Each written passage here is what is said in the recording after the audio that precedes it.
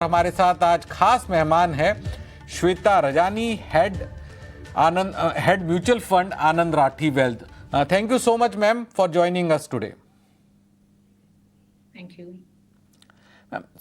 सबसे पहले शुरुआत करते हैं और आगे बढ़ते हैं। जिस तरह से हमने देखा है, मेरे पास कुछ डेटा है जहां पर हमें देख रहा था कि बेंचमार्क की तुलना में जो फंड का प्रदर्शन हुआ है वो category wise large cap mid cap में 39%, मिड कैप के अंदर 36%, फ्लेक्सी कैप में 45%, focus fund 44%, multi cap 50%, Contra 56%, dividend yield 56%। Ma'am, ये जो डेटा है जो स्क्रीन पे भी फ्लैश हो रहा है, तो क्या आपको लगता है कि जो निवेशक हमें देख रहे हैं वो इस डेटा के आधार पर कोई अपनी स्ट्रेटजी बना सकते हैं या फिर उन्हें हर स्थिति के लिए अलग से तैयार होना चाहिए? जी अनारक जी, जैसे आपने ये अभी जो नंबर बताए ना, ये किस प्रकार के नंबर हैं, पहले तो मैं वो समझा देती हूँ सारे निवेशकों को या जो हमें देख रहे हैं। ये जो नंबर वो कह रहे थे, जैसे लार्ज कैप कैटेगरी में 39% फंड्स हैं जिन्होंने अपने ही बेंचमार्क से ज्यादा रिटर्न दी है, जिसे हम आउट परफॉर्मेंस या अल्फा भी कहते हैं। उसी तरह से अगर आप फ्लेक्सी कैप कैटेगरी देख लें तो वहां पर करीबन 45% फंड्स ने अपने ही बेंचमार्क को बीट किया या उससे ज्यादा की रिटर्न दी है। अब ये आंकड़े हमें क्या बताते हैं? हमें एक आइडिया मिल जाती है कि किस कैटेगरी में अगर हम निवेश कर रहे हैं तो वहां पर हम एक ऐसा फंड चुन सकते हैं जो बेंचमार्क से ज्यादा रिटर्न हमें दे देगा। और हालांकि यही एक्सपेक्टेशन होती है कि अगर हम एक एक्टिव फंड में निवेश कर रहे हैं, एक फंड मैनेजर हमारे एक प्रोफेशनल है जो हमारे लिए डिसीजंस ले रहा है, तो जो भी बेंचमार्क है, चाहे निफ्टी 50 हो, निफ्टी मिड कैप 100 हो, उससे 2-3% ज्यादा रिटर्न हमें बना के दे। अब अगर मैं एक लार्ज कैप कैटेगरी के फंड में निवेश कर रही हूँ तो करीबन एक 40% चांस है कि जो फंड हमने चुना है एटलीस्ट उसकी हिस्टोरिकल परफॉर्मेंस के बेसिस पे वो बेंचमार्क से ज्यादा रिटर्न दे सकता है। और कितना ज्यादा? ऑन एन एवरेज हमने देखा है 3% से ज्यादा रिटर्न उन फंडों ने दिए हैं जिन्होंने बेंचमार्क को बीट किया। अब यही अगर हम एक फ्लेक्सी कैप फंड चुनते हैं तो 45% की प्रोबेबिलिटी है कि जो फंड हम चुनते हैं एटलीस्ट हिस्ट्री के बेसिस पे वो बेंचमार्क से ज्यादा रिटर्न दे सकता है। और उस कैटेगरी ने एवरेज 6% जितना एक आउट परफॉर्मेंस दिया हुआ है। उसी तरह से ये एक तरह से मैं कहूंगी कि हमें हमारी कैटेगरी चुनने में जरूर मदद करती है ये डेटा, कि कौन सी कैटेगरी से आप बचें या एक कम एलोकेशन रखें अपने पोर्टफोलियो में, और कौन सी कैटेगरीज है जो वो अपने पोर्टफोलियो में मिस आउट नहीं करनी चाहिए उन्हें। बिल्कुल मैम, तो ये जो 5 साल का औसत रिटर्न दिख रहा है, इसको हमें साल का रिटर्न देखने के लिए क्या 5 से डिवाइड करना चाहिए या डिवीजन करना ठीक नहीं है कंपैरिजन के लिए? नहीं, ये जो रिटर्न आप देख रहे हैं ये जिन्हें हम एक CAGR रिटर्न, एक एनालाइज्ड रिटर्न कहते हैं, ये वही है। तो ये किसी का एक साल का एवरेज रिटर्न क्या बना होगा। अब ये इक्विटी मार्केट है तो FD की तरह तो नहीं है कि हर साल आपको 7% मिलेगा। इक्विटी मार्केट है, एक साल 25% बन सकता है, किसी साल माइनस में भी रिटर्न जा सकते हैं, किसी साल 2-3% की रिटर्न बनी होगी। तो अगर 5 साल को हम जोड़ दें और उसे देखें कि एनालाइज्ड रिटर्न कितना बना, ये आंकड़े वो आपको बताते हैं। तो इन्हें हम CAGR रिटर्न या कंपाउंडेड एनुअलाइज्ड ग्रोथ रेट भी कहते हैं।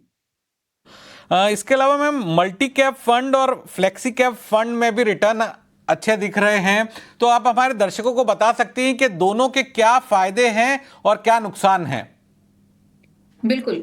आमतौर पर ये कैटेगरीज में काफी जन कंफ्यूज हो जाते हैं, लेकिन मैं दोनों की कैटेगरी में होता क्या है, जो सेबी की रूल है वो एक्सप्लेन कर देती हूँ। जो मल्टी कैप आपकी कैटेगरी है, उस कैटेगरी में कम से कम 25% आपका लार्ज कैप में निवेश होता है। लार्ज कैप मतलब जो टॉप की 100 कंपनियां हैं उन्हें लार्ज कैप कहा जाता है।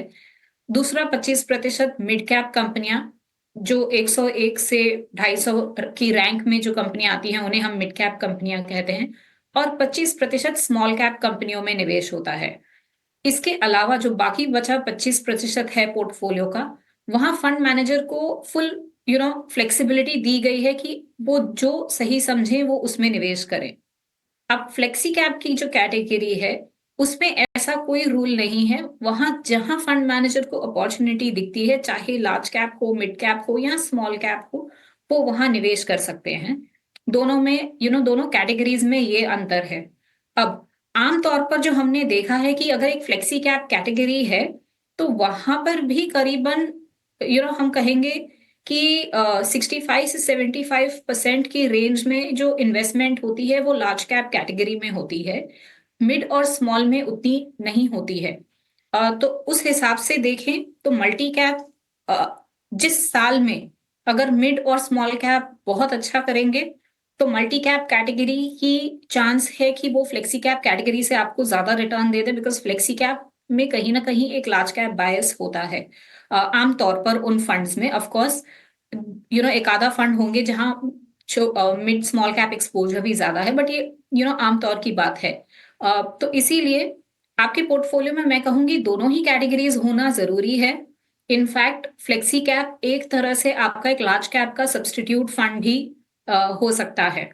तो ना सही होगा क्या कि अगर मिड कैप स्मॉल कैप ने काफी अच्छा प्रदर्शन किया या फिर जो मिड कैप स्मॉल कैप कंपनियां हैं उनका रिटर्न काफी अच्छा रहा है, तो मल्टी कैप वाले जो फंड्स हैं उनका रिटर्न अपना आप ही काफी बेहतर रहेगा?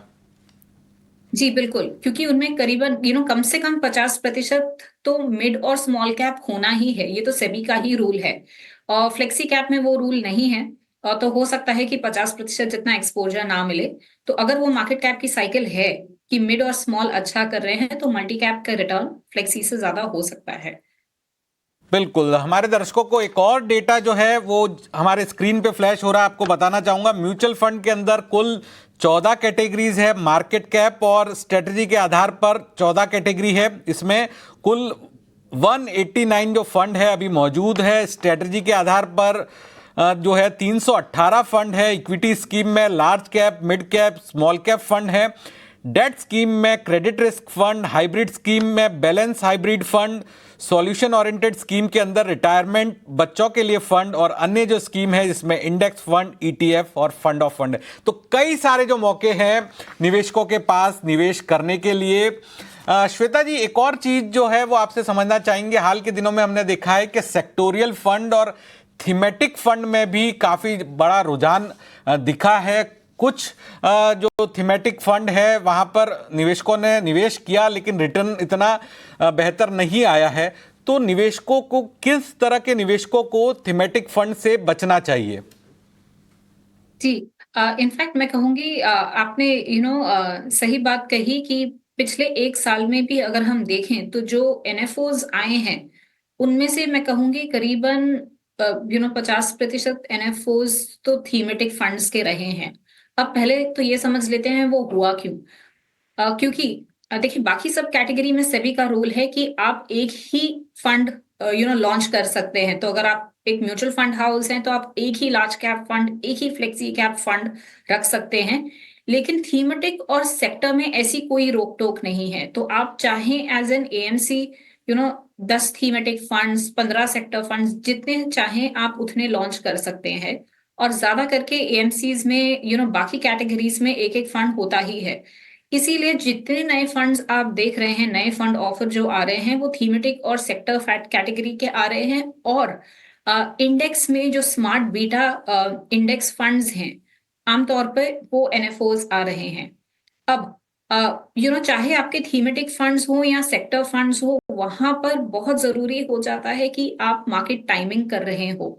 क्योंकि जैसे इंफ्रास्ट्रक्चर फंड हम कह लें या एक फार्मा सेक्टर का फंड कह लें, तो जिस साइकिल में फार्मा कंपनियां अच्छा कर रही हैं उस समय तो वो फंड बहुत अच्छा रिटर्न दे देगा। लेकिन जब एक सेक्टर चेंज होता है, जब समझें कि फार्मा अच्छा नहीं कर रहा और लेट्स से बैंकिंग बहुत अच्छा कर रहा है या कैपिटल गुड्स बहुत अच्छा कर रहे हैं, तब वो सेक्टर में आपने शिफ्ट कर जाना चाहिए। अब आमतौर पर काफी निवेशक जब निवेश कर रहे हैं वो मार्केट ट्रेंड नहीं समझते, वो दिन भर उसे ट्रैक नहीं कर रहे, हर रोज उसे ट्रैक नहीं कर रहे। तो ऐसे निवेशकों को सेक्टर फंड्स में नहीं निवेश करना चाहिए। उन्हें डाइवर्सिफाइड कैटेगरी के या जो मार्केट कैप कैटेगरी के फंड है उनमें निवेश करना चाहिए, और फंड मैनेजर पर ये पूरी रिस्पॉन्सिबिलिटी छोड़ देनी चाहिए कि कब एक सेक्टर से निकलना है, कब दूसरे सेक्टर में निवेश करना है। थीमेटिक जो होते हैं, थीम भी जैसे आपकी आमतौर पर जो थीम्स चलती हैं, एमएनसी थीम हो गई, मतलब जो मल्टीनेशनल कंपनियों में इन्वेस्ट करते हैं, या पीएसयू की एक थीम हो गई, या बिजनेस साइकिल की एक थीम हो गई। अब थीमेटिक फंड्स का फर्क ये है सेक्टर फंड से कि वो एक सेक्टर या दो सेक्टर में नहीं, बल्कि 4 या 5 सेक्टर में निवेश करते हैं।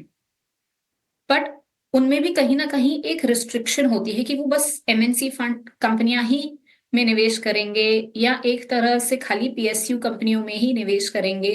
तो क्योंकि ये रिस्ट्रिक्शंस होते हैं, कभी कभार जैसे मैं कहूंगी 1 साल पहले पीएसयू की एक रैली चल रही थी 2021-22 में, तब वो थीमेटिक फंड्स ने काफी अच्छा रिटर्न दे दिया। लेकिन वहां पर भी टाइमिंग की जरूरत होती है। तो अगर आप लॉन्ग टर्म इन्वेस्टर हैं, तो फिर अगर आप एक डाइवर्सिफाइड फंड में भी निवेश कर रहे हैं जहां फंड मैनेजर ये सारे कॉल ले ही रहा है, अब तो वो आपके लिए ज्यादा बेहतर होगा। हाँ, अगर आप ऐसे निवेशक हैं जो मार्केट को बहुत गहराई से समझते हैं, उन सेक्टर्स को समझते हैं, तब आप एक छोटा पोर्शन थीमेटिक में निवेश कर सकते हैं। लेकिन मेरे एक्सपीरियंस में हमने बहुत ही कम निवेशक वैसे देखे हैं जो अपना काम छोड़कर बस इन्वेस्टमेंट्स और अपने सारे निवेश को ही ट्रैक करते रहते हैं।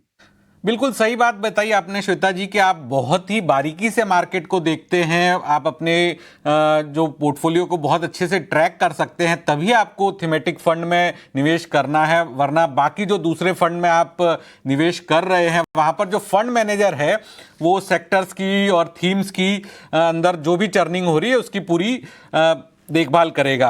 लेकिन एक और जो डेटा है वो मैं आप हमारे दर्शकों के साथ शेयर करना चाहता हूं। अगर एक साल में इक्विटी फंड का हम प्रदर्शन देखें तो लार्ज कैप के अंदर सबसे अच्छा प्रदर्शन रहा 31% फंड का, और सबसे कम रहा है रिटर्न 17.5%। मिड कैप के अंदर 63% बढ़िया, सबसे कम 20%। स्मॉल कैप के अंदर 55%, कम 24%।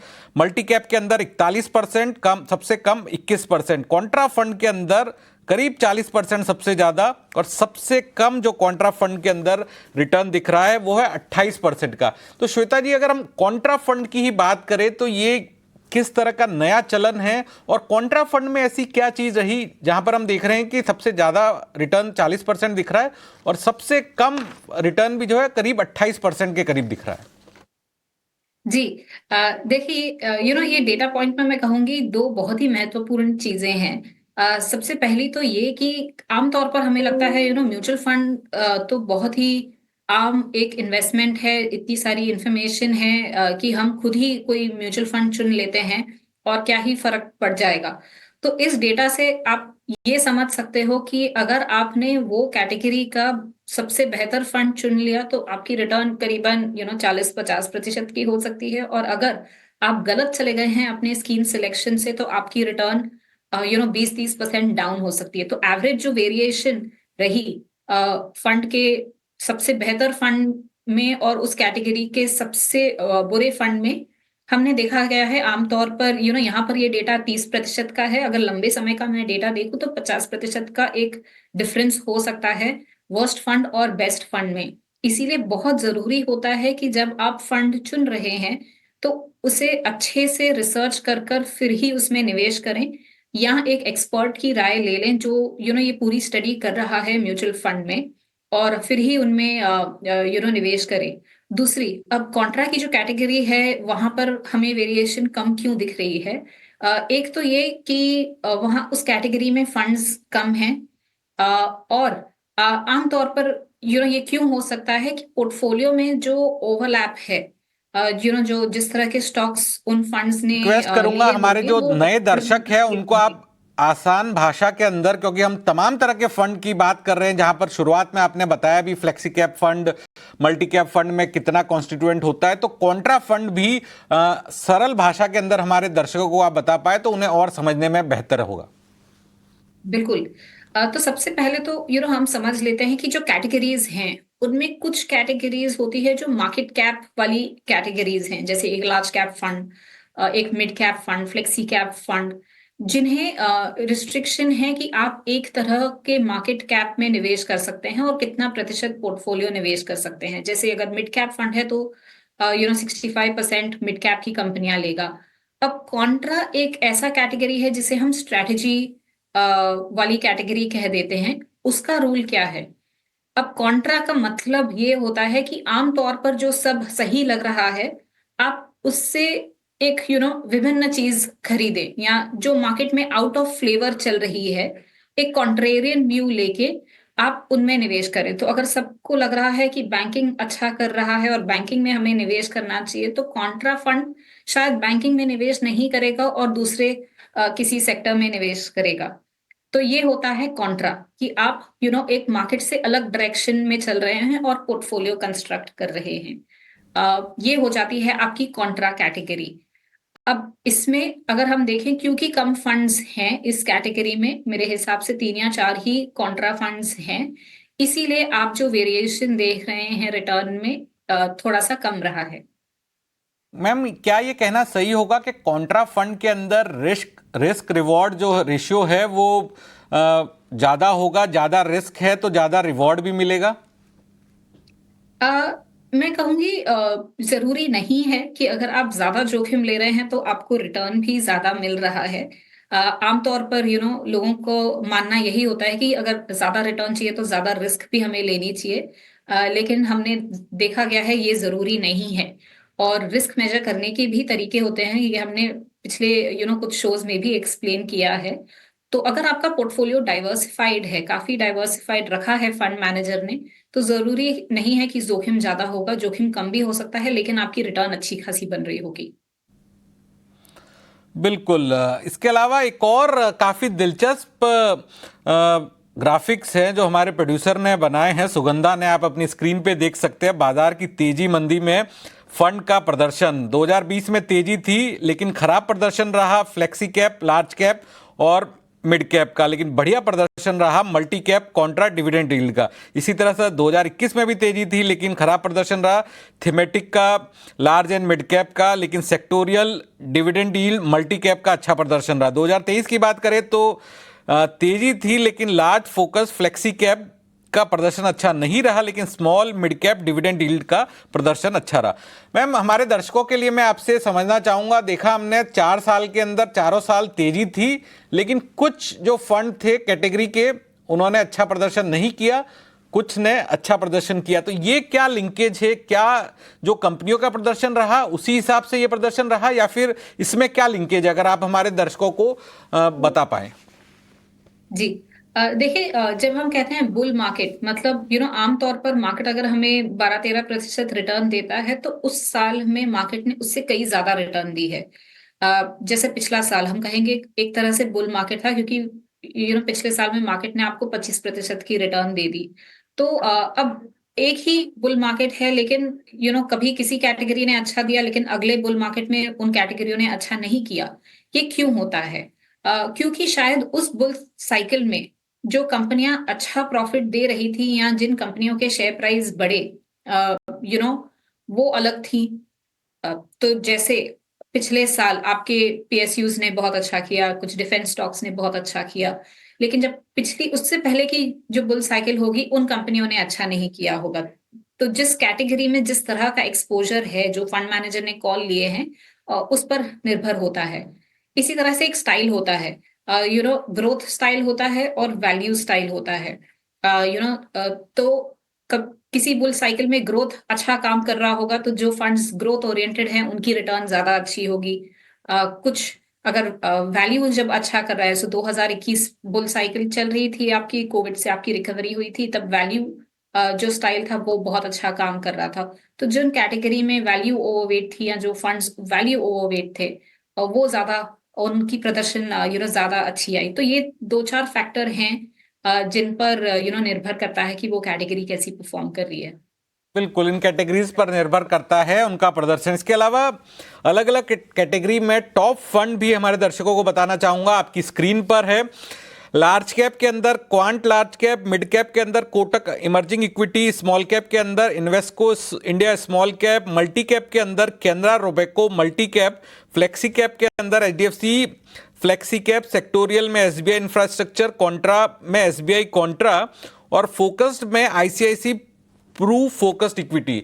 मैम, ये इन फंड्स के अंदर अगर निवेशकों के द्वारा निवेश किया गया है, जो हमारे दर्शक हमें देख रहे हैं, सुन रहे हैं, अगर उनके द्वारा इन फंड्स के अंदर निवेश किया गया है और उनके द्वारा काफी अच्छा रिटर्न दिया गया है, तो क्या उनको एक तरह से निश्चिंतता रखनी चाहिए या फिर भी अपने पोर्टफोलियो पे, अपने जो ये इन फंड्स हैं, इन पर नजर बना के रखनी चाहिए कि किस तरह का आगे भी प्रदर्शन रहेगा?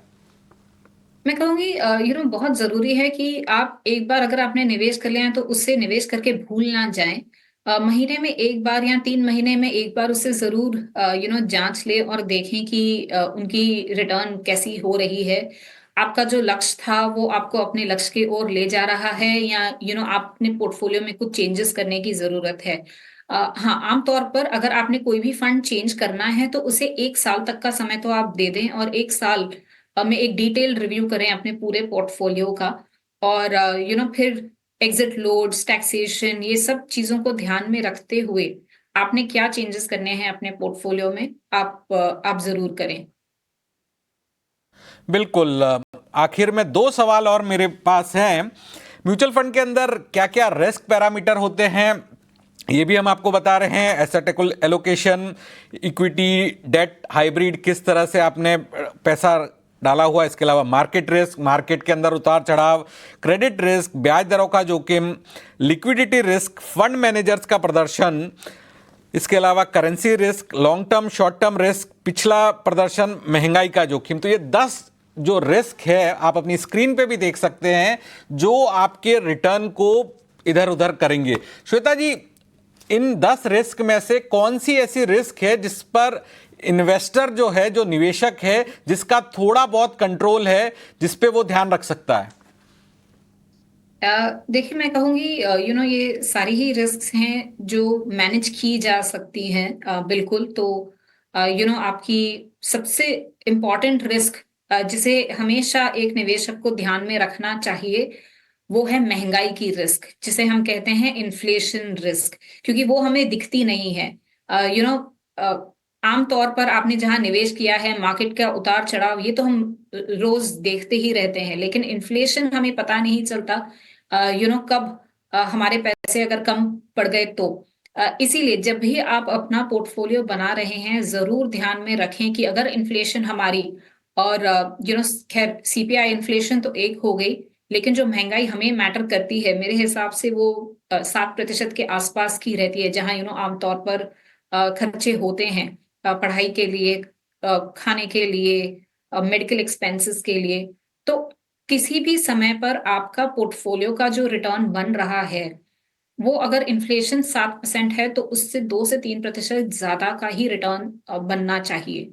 तो उसके लिए आपको क्या एसेट एलोकेशन चाहिए, इसे जरूर ध्यान में रखें और इसे आप कंट्रोल कर भी सकते हैं सही एसेट एलोकेशन से। तो अगर मुझे एक रिस्क चुननी है और उसे मुझे देखना है कि मैं उसे कैसे मैनेज करूंगी, तो वो रहेगी कि महंगाई या इन्फ्लेशन की रिस्क, उसे हमें बीट करना है, क्योंकि लंबे समय में पैसे कम नहीं पड़ने चाहिए।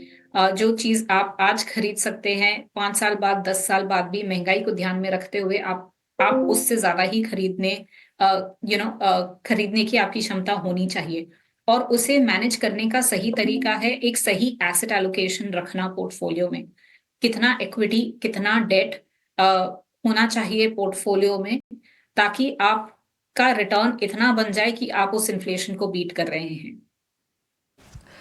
महंगाई को ध्यान में रखना बहुत जरूरी है, जैसे क्योंकि रिटर्न उतना जरूर बनना चाहिए जिससे आप इन्फ्लेशन को बीट कर सके।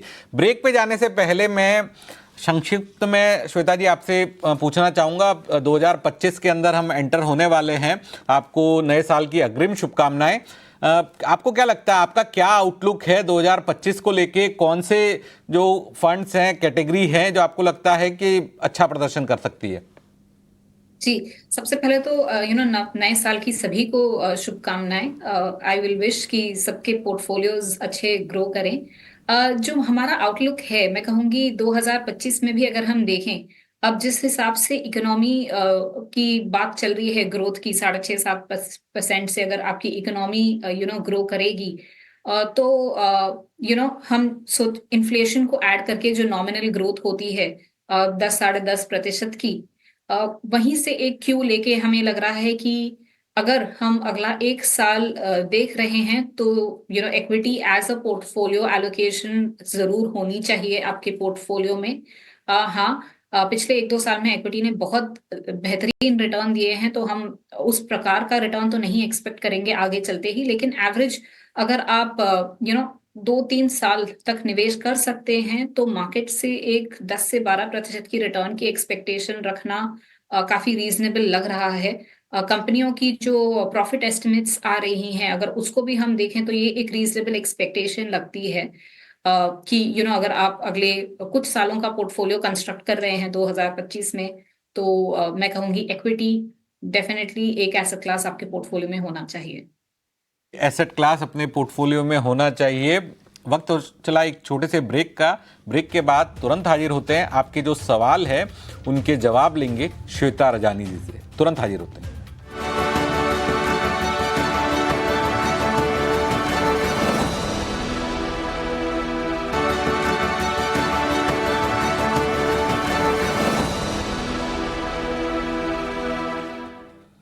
ब्रेक के बाद आपका स्वागत है और अब शुरू करते हैं सवाल जवाब का सिलसिला।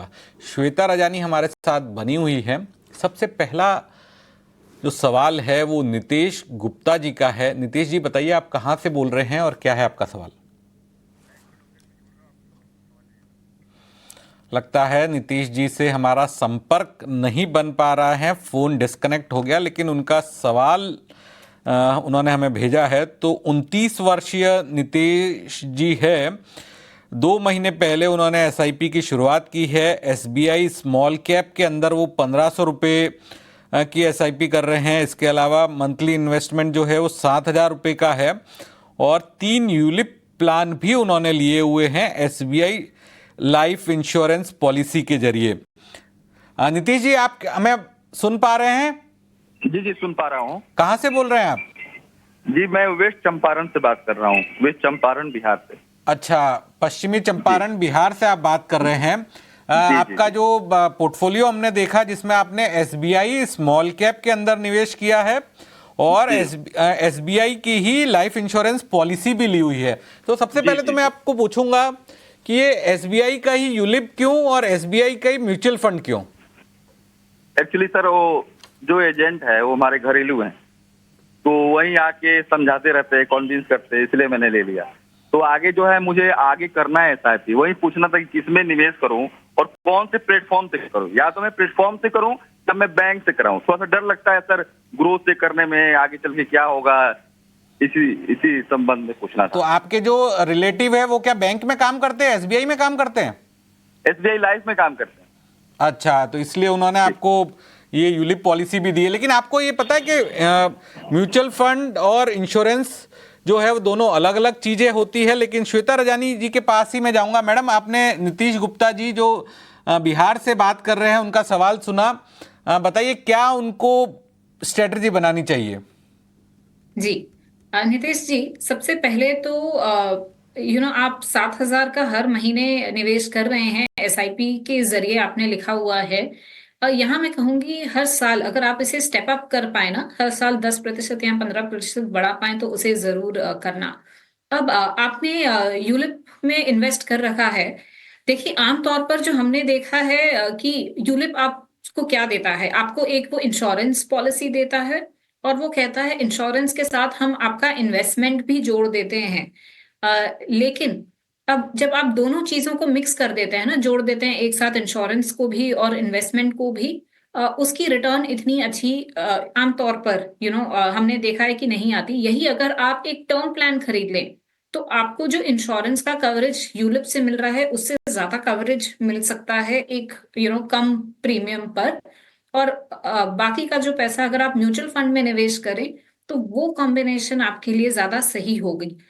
तो अब तो ये जो 3 पॉलिसी है आप उसे देख लें, आप कब उनमें से एग्जिट कर सकते हैं, लेकिन आगे जाकर आप कोई और यूलिप ना खरीदें। आपने जो म्यूचुअल फंड के लिए मुझसे पूछा था, आपके पास एक SBI small cap fund already है, उसे आप एसआईपी जारी रखें, उसमें वो अच्छा फंड है। लेकिन और जो आप एसआईपी करना चाहते हैं उसके लिए भी आपने एसबीआई कॉन्ट्रा और एसबीआई मिड कैप दो फंड कहे थे, वो मैं कहूंगी उनमें आप निवेश ना करें। देखिए, एसबीआई एएमसी बहुत अच्छी है, लेकिन एक डाइवर्सिफिकेशन होना बहुत जरूरी है कि आप किसी भी एसेट मैनेजमेंट कंपनी में 20-25% से ज्यादा अपना पैसा ना निवेश करें। तो इसीलिए मैं कुछ सलाह देती हूँ आपको फंड्स की, आप उनमें निवेश कर सकते हैं। तो आप कोटक का इमर्जिंग फंड ले सकते हैं। आप चाहे तो क्वांट लार्ज कैप, कैनरा रुपए को मल्टी कैप, ये कुछ फंड्स हैं, इनमें से कोई फंड आप चुन लें अपनी बाकी की एसआईपी करने के लिए। बिल्कुल मैम। और मैम एक और सवाल था कि इनके रिश्तेदार तो है जो एसबीआई लाइफ में काम करते हैं, उनके थ्रू इन्होंने एसबीआई का म्यूचुअल फंड भी लिया है, और जो निवेश करना है वो बैंक के थ्रू करें या किसी प्लेटफॉर्म के थ्रू करें? देखिए, आप बैंक के थ्रू कर सकते हैं, क्योंकि बैंक के थ्रू अगर आप करेंगे एजेंट के थ्रू, जैसे आपने कहा, तो कभी भी आपने और खरीदना हो, कभी एग्जिट करना हो, तो वो सारी ऑपरेशनल चीजें वो आपके लिए कर सकते हैं। कभी कोई नॉमिनी बदलना हो, कोई एड्रेस बदलनी हो, तो ये सारी चीजों में एजेंट आपको मदद कर लेगा। अब क्योंकि आपका एजेंट एसबीआई है, जरूरी नहीं कि आप एसबीआई की फंड ही खरीदें। वो आपको दूसरे म्यूचुअल फंड हाउसेस के निवेश या म्यूचुअल फंड खरीदने बेचने में भी मदद कर सकते हैं। तो ये सारे फंड्स आप उनके थ्रू कर सकते हैं। बिल्कुल। आगे बढ़ते हैं और अगला सवाल हमारे साथ है त्रिपेंदु जी का। त्रिपेंदु जी, कहाँ से बोल रहे हैं आप और पूछिए अपना सवाल। हाँ, वेस्ट बंगाल से बोल रहा है, कोलकाता से। अच्छा, कोलकाता से बोल रहे हैं, पूछिए अपना सवाल। हमारा लामसम इन्वेस्ट है ब्लू चिप में, आईसीआई ब्लू चिप में 2.5 लाख, फ्लेक्सी कैप में, एचडीएफसी फ्लेक्सी कैप में 2,75,000, एसबीआई मिड कैप में 2,50,000, कॉन्ट्रा एसबीआई कॉन्ट्रा में 1 lakh, HDFC larger mid cap में 1 लाख, और आईसीआईसीआई वैल्यू में 2,50,000। और हम अभी 19 लाख 2015 में 2025 में इन्वेस्ट करना चाहते हैं। हम कौन सा फंड में करेंगे, कैसे करेंगे, ये हमारा सवाल है। और हमारा एसआईपी चल रहा है 10,000 के लिए, वो एचडीएफसी मिड कैप में 1,500, और आईसीआईसी ब्लू चिप में 1,500, और एचडीएफसी फ्लेक्स में 1,500, एसबीआई स्मॉल कैप में 500। देखिए, काफी बड़ा पोर्टफोलियो है त्रिपेंदु जी का। जो डिटेल हमारे पास है, श्वेता जी बताइए उस डिटेल के आधार पे क्या स्ट्रेटजी बनानी चाहिए। और त्रिपेंदु जी, आपको भी सलाह है कि आप एक बार फिर से हमें आपकी क्वेरी भेजिए, डिटेल जो आपने मिस कर दी थी, तो आने वाले दिनों में, अगले कुछ दिनों में आपका सवाल को वापस शामिल किया जाएगा। लेकिन अभी तक जो आपने हमें डिटेल भेजी है, उस आधार पे आपको क्या स्ट्रेटजी बनानी चाहिए। सीधा चलता हूं मैं श्वेता जी के पास। जी, त्रिपेंदु जी, देखें, आपने कुछ स्कीम्स अभी बताई, तो जो मैं समझ पाई आपसे, आपकी काफी हद तक स्कीम्स अच्छी हैं अपने पोर्टफोलियो की, तो आप उनमें कंटिन्यू कर सकते हैं। जो दो फंड आपने कहे, जहां मैं आपको कहूंगी, अगर लमसम निवेश था तो 1 साल अगर हो गया है तो वहां से निकल जाएं। एचडीएफसी का large and mid cap fund और आईसीआईसीआई प्रू का वैल्यू फंड। और जो आप एसआईपी कर रहे हैं, आईसीआईसीआई प्रू ब्लू चिप में आप एक एसआईपी कर रहे हैं, उसे आप रोक दें। अब जो आगे जाके आपने और लमसम निवेश करना है, उनके लिए मैं आपको कुछ फंड्स की राय दे रही हूँ, वो आप अपने पोर्टफोलियो में ऐड कर सकते हैं। उनमें ये फंड्स आप जोड़ लें: आईसीआईसीआई प्रू का डिविडेंड यील्ड फंड, कोटक का emerging fund, Invesco India small cap fund, Canara रुपए को मल्टी कैप फंड। ये 4 फंड और हैं, आप अपने एग्जिस्टिंग पोर्टफोलियो में इन्हें जोड़ सकते हैं। तो ये 4 फंड जो हैं वो एग्जिस्टिंग पोर्टफोलियो में जोड़े जा सकते हैं। अगले कॉलर जो हमारे साथ हैं वो है श्यामलाल। श्यामलाल जी जो है वो भारतीय सेना से है। 40 साल की उनकी उम्र है। 10 साल हो गए हैं इन्वेस्टमेंट करते हुए। एसबीआई पीएसयू के अंदर 500 रुपए की है, आदित्य बिरला के अंदर 500 रुपए की एसआईपी है, मोतीलाल डिफेंस फंड के अंदर 50,000 रुपए का वन टाइम इन्वेस्टमेंट किया है। एचडीएफसी डिफेंस फंड के अंदर 500 की एसआईपी है और आईसीआईसी मैन्युफैक्चरिंग फंड के अंदर 1000 रुपए की एसआईपी है। तो श्यामलाल जी जिस तरह से खुद वो आर्मी से है और उन्होंने डिफेंस फंड के ऊपर ज़्यादा फोकस किया है, लमसम इन्वेस्टमेंट देख लीजिए, एसआईपी देख लीजिए, ये श्यामलाल जी की तरफ से की गई है। तो अब उन पूछना चाहते हैं कि अब क्या चेंज करना चाहिए उन्हें। श्वेता जी क्या राय होगी श्यामलाल जी के लिए? जी श्यामलाल जी, हम समझ सकते हैं कि आप शायद जिस सेक्टर में काम कर रहे हैं, आप डिफेंस में काम कर रहे हैं, आप काफी उसे अच्छे से समझते हैं, आपका एक कंफर्ट है। तो आपने जो फंड्स भी चुने हैं उसमें डिफेंस का एक्सपोजर ज्यादा है। हालांकि देखें, अगर आप डिफेंस फंड ना चुने और एक डाइवर्सिफाइड फंड भी चुनेंगे तो वहां पर फंड मैनेजर अगर वो कंपनियां अच्छी करने वाली हैं तो उनमें जरूर निवेश करेगा। तो सेक्टर या थीम, जैसे कुछ समय पहले भी मैं कह रही थी, उसमें टाइमिंग बहुत जरूरी हो जाता है। जो आप नहीं निकाल पाएंगे उसे क्लोजली मॉनिटर करने के लिए, तो आप अवॉइड करें अपने पोर्टफोलियो में। कुछ फंड्स जो आपके पोर्टफोलियो में हैं बहुत अच्छे हैं, आप उन्हें कंटिन्यू करें। Nippon flexi cap, quant small cap, Motilal mid cap, यहाँ पे आपकी जितनी भी निवेश की गई है, एसआईपी आप कर रहे हैं, उसे आप जारी रखें। फंड्स यहाँ से आप एसआईपी रोक लें या जो लमसम आपने निवेश किया है अगर एक साल खत्म हो गया है तो उसमें से निकल जाएं। एसबीआई का पीएसयू, आदित्य बिरला का PSU, HDFC defence, ICICI manufacturing और मोतीलाल का जो डिफेंस फंड है। इसके अलावा आप जो पोर्टफोलियो में जोड़ सकते हैं, एचडीएफसी का डिविडेंड यील्ड फंड आप ऐड कर लें, एसबीआई का large and mid cap fund और कोटक का मल्टी कैप फंड है। ये 3 फंड्स आप ऐड कर सकते हैं। बिल्कुल। अगला जो कॉलर है हमारे साथ, हालांकि ये पोर्टफोलियो तो संगीता जैन जी का है, लेकिन उनके पति है जो फोन लाइन पे हमारे साथ मौजूद है। बताइए सर, आपका क्या नाम है और कहाँ से बोल रहे हैं आप? सर पुष्प जैन नाम है मेरा, मैं सरदार से राजस्थान से बोल रहा हूँ। अच्छा, सरदार शहर राजस्थान से बोल रहे हैं। पूछिए सर, मैं भी राजस्थान से हूँ वैसे। अच्छा, बहुत बढ़िया सर। सवाल पूछिए अपना। सर मेरा पोर्टफोलियो आपको भेजा हुआ है। अच्छा जी, ये आपकी जो वाइफ का पोर्टफोलियो है वही? सही, हाँ वही जिसमें मेरे को इंक्वायरी करनी थी। अच्छा, तो उस पोर्टफोलियो में है एसबीआई निफ्टी स्मॉल कैप के अंदर निवेश है। इसके अलावा क्वांट वैल्यू फंड के अंदर निवेश है, 361 फ्लेक्सी कैप के अंदर भी निवेश है, एचएसबीसी फ्लेक्सी कैप में भी निवेश है, कोटक बिजनेस साइकिल के अंदर एसआईपी है 2000 रुपए की। इसके अलावा सॉवरेन गोल्ड बॉन्ड के अंदर 1.5 लाख रुपए तक का निवेश है और ईटीएफ के अंदर भी निवेश है, सिल्वर ईटीएफ के अंदर निवेश है और इनका गोल है 75 लाख रुपए अगले 15 साल के लिए। मुझे और कहां कितना निवेश करना चाहिए? तो ये श्वेता जी डॉक्टर संगीता जैन का पोर्टफोलियो है, लेकिन उनके पति जो है पुष्प जैन सरदार शहर राजस्थान से अपना सवाल पूछ रहे हैं। 75 लाख का टारगेट है अगले 15 साल में। जी पुष्प जी, ये पोर्टफोलियो के लिए जिस हिसाब से आपने निवेश किया है, करीबन 14,000 की आपकी एसआईपी चल रही है हर महीने की। अब अगर मैं इक्विटी का ट्रैक रिकॉर्ड देखूं लंबा समय का, तो आप उस ट्रैक रिकॉर्ड से अगर जाएं तो आप अपने लक्ष्य तक आसानी से पहुंच पाएंगे। लेकिन अगर आप 10% से एक स्टेप अप कर सकते हैं, मतलब अगर आप आज 14,000 कर रहे हैं हर महीने, तो अगले साल इसे आप 15,000 पे ले जाएं, 15,500 पे, और ऐसे अगर बढ़ाते चले तो वो बहुत अच्छी बात होगी। तो उसे जरूर ध्यान में रखना। दूसरा, आपके पोर्टफोलियो में आती हूँ, क्या आप बदल सकते हैं। आपके पास सोवरेन गोल्ड बॉन्ड फंड है और सिल्वर के ईटीएफ है।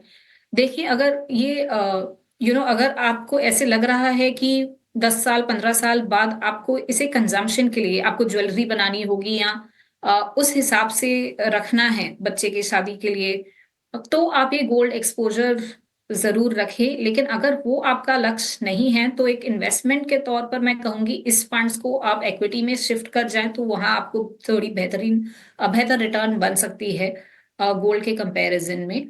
फंड्स पे मैं आती हूँ, आपके पास इंडेक्स फंड है एक, एसबीआई का Nifty small cap 250 index fund है।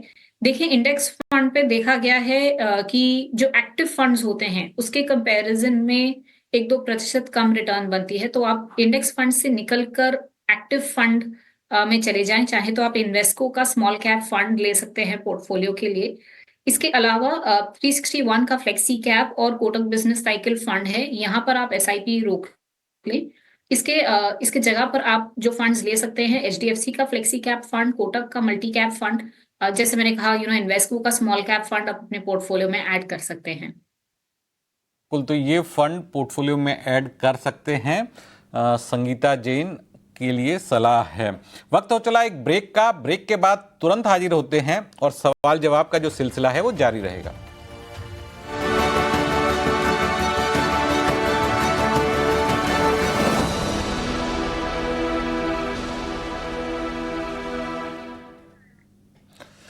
ब्रेक के बाद आपका स्वागत है। सवाल जवाब का सिलसिला जारी है और अगले दर्शक हमारे साथ जुड़े हैं डॉक्टर DM देवांग।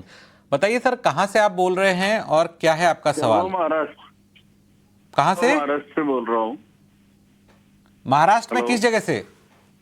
जलगांव। जलगांव से।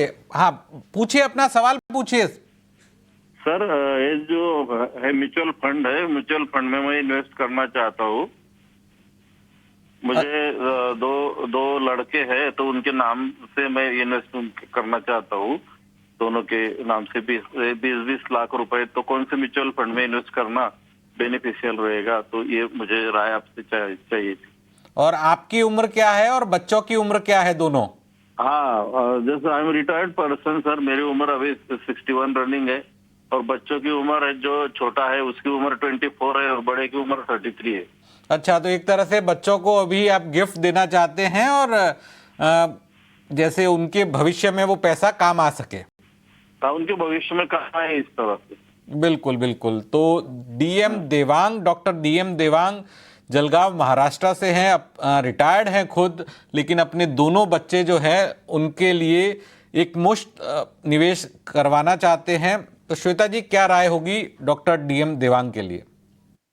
जी, सर, मैं कहूंगी, अगर आप अपने बच्चों के नाम से निवेश करना चाहते हैं तो ये फंड्स आप उन्हें गिफ्ट कर देना और फिर वो निवेश कर सकते हैं। वो भी एक तरीका है। फंड्स में आपको बता देती हूँ क्या पोर्टफोलियो आप क्रिएट करें। 5 फंड का एक पोर्टफोलियो आप क्रिएट कर सकते हैं, दोनों के लिए सेम ही फंड्स आप ले सकते हैं। मैंने ध्यान में रखा है कि large cap, mid cap, small cap तीनों ही एक कैटेगरी का एक अच्छा मिक्सचर रहे पोर्टफोलियो में। अब तो HDFC फोकस का 30 फंड, इसके अलावा आप ICICI प्रू का large and mid cap fund, DSP small cap fund, Aditya Birla multi cap fund और SBI कॉन्ट्रा फंड, इनमें इक्वल एलोकेशन के साथ एक पोर्टफोलियो आप बना लें। बिल्कुल मैम, इसमें अगर जैसा कि आपने कहा कि फंड को गिफ्ट कर सकते हैं तो टैक्स का क्या इशू आएगा? क्योंकि ये चीज भी उन्हें ध्यान रखनी चाहिए। क्या वो खुद के जरिए दे, क्योंकि वो सीनियर सिटीजन है, तो टैक्स लायबिलिटी उनके ऊपर कम होगी बनिस्बत उनके बच्चों के? जी, देखिए, अगर फैमिली मेंबर्स को आप गिफ्ट कर रहे हैं तो उसमें टैक्सेबिलिटी नहीं लगती है गिफ्ट करने पे इंडिया में। तो इसीलिए मैंने कहा वो गिफ्ट करके उनके बच्चे अपने नाम से निवेश कर सकते हैं। वो मेरे हिसाब से एक तरीका है करने का। और फिर अब उनके बच्चे इन्वेस्टमेंट करके उसे ट्रैक कर सकते हैं ऑन अ रेगुलर बेसिस। तरीका यही होगा कि पिताजी जो है वो बच्चों को गिफ्ट करे और उसी जो बच्चे हैं वो अपने अकाउंट से उसको निवेश करे, तो वो खुद उसे ट्रैक भी कर पाएंगे और मैच्योरिटी के टाइम भी सहूलियत होगी, ज़्यादा दिक्कत नहीं होगी। अगला सवाल हमारे पास है रोहित यादव जी ने, जिन्होंने यूट्यूब के जरिए सवाल भेजा है। रोहित जी का जो निवेश है वो Kotak Nifty next 50 index fund में है, 2000 रुपये। निपॉन इंडिया इंडेक्स फंड के अंदर है, प्लान के अंदर Motilal Oswal mid cap fund के अंदर निवेश है, पराग पारिक फ्लेक्सी कैप फंड के अंदर निवेश है, टाटा स्मॉल कैप फंड के अंदर निवेश है। 2000 की SIP स्टार्ट करने पर 10,000 रुपये की SIP और 10% जो है स्टेप अप कर सकते हैं। वो 3 लाख का लमसम भी करना है। टारगेट है 15 साल के अंदर 1.5 करोड़ का। तो रोहित यादव जी का टारगेट है 15 साल के अंदर 1.5 करोड़ का।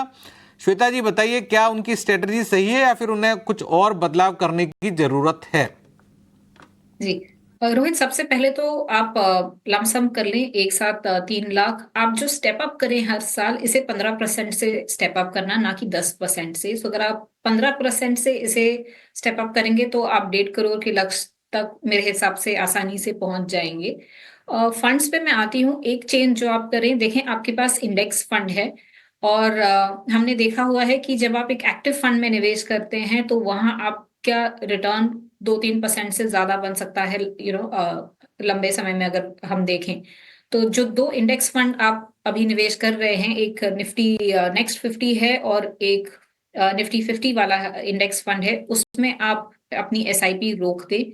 उसके जगह पे आप एक क्वांट का लार्ज कैप फंड ले सकते हैं, कोटक मल्टी कैप फंड ले सकते हैं, और टाटा स्मॉल कैप फंड के जगह पे मैं कहूंगी HDFC स्मॉल कैप फंड थोड़ा बेहतर फंड होगा।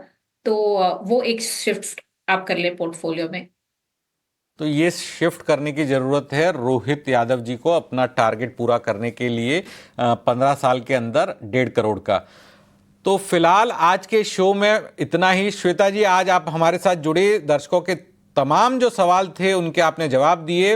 इसके अलावा जो कैटेगरी वाइज फंड्स के अंदर किस तरह से रिटर्न आया है, ये भी काफ़ी बारीकी से आपने दर्शकों को समझाया। इसके लिए आपका बहुत बहुत शुक्रिया। लेकिन ET नाउ स्वदेश पर खबरों का सिलसिला जारी है। आप बने रहिए ET नाउ स्वदेश के साथ।